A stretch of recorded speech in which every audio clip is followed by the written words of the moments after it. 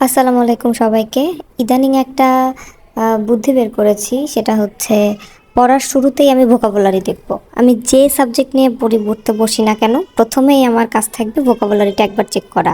বেশি না, রেগুলার ৫-১০টা। এরপর হচ্ছে আমি সাবজেক্ট ওয়াইজ আমার যেটা ভালো লাগে সেটাই আমি পড়বো। যেমন আজকে আমি, আপনারা যারা আমার যদি কেউ দেখে থাকেন, আমি আজকে আমি ইংরেজি হচ্ছে আপনার পার্টস অফ স্পিচ পড়ছিলাম। তো আমার যেহেতু ভার্ব অংশ পর্যন্ত কমপ্লিট হয়ে গিয়েছে, তো আমি নাউন প্রোনাউন থেকে আবারও প্র্যাকটিস করছিলাম। এবং আমার পড়ার মাঝখানে যে শব্দটা আমার কাছে নতুন মনে হয়, যে এই শব্দটার জন্য আমি সেন্টেন্সের এটা অ্যাজেক্টিভ ভার্ব না অ্যাডভার্ব আমি আইডেন্টিফাই করতে পারি না, সাথে সাথে ওইটা আলাদা খাতায় লিখছি।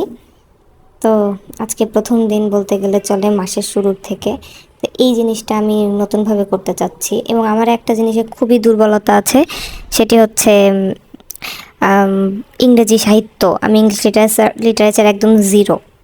তো এখন আমি যেহেতু রিভিশন দিচ্ছিলাম, তো কয়েকটি ওয়ার্ড বলি, যারা আমার অডিও শুনবেন তারাও উপকৃত হবেন। যেমন আজকে কয়েকটি ওয়ার্ড শিখলাম। Break through. ব্রেক থ্রু অর্থ প্রধান সাফল্য। এমার্জ। এমার্জড অর্থ কাম ইনটু ভিউ অথবা প্রকাশ্যে আসা, তার মানে এটি একটি ভার্ব।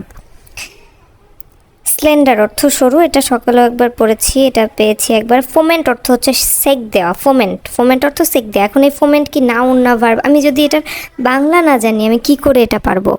সো এই জন্যই হচ্ছে আমার কাছে মনে হয় যে ইংলিশ এগুলো জানা খুব জরুরি। এবং নর্মালি আমরা পার্টস অফ স্পিচ মোটামুটি সবাই পারি, কিন্তু শব্দের মানে না জানলে আমরা কিভাবে পারবো? যেমন BASTION, বেইশন অর্থ দুর্গ বা কেল্লা, এটা কিন্তু আগে জানতাম না আমি। এবং এগুলো বারবার আমি রিভিশন দিচ্ছি। যতবার পড়তে যাই আগের প্রিভিয়াস পড়াটা একবার চালু করে দেন পড়ি। হ্যাঁ, আজকে এই পর্যন্ত। আল্লাহ হাফেজ।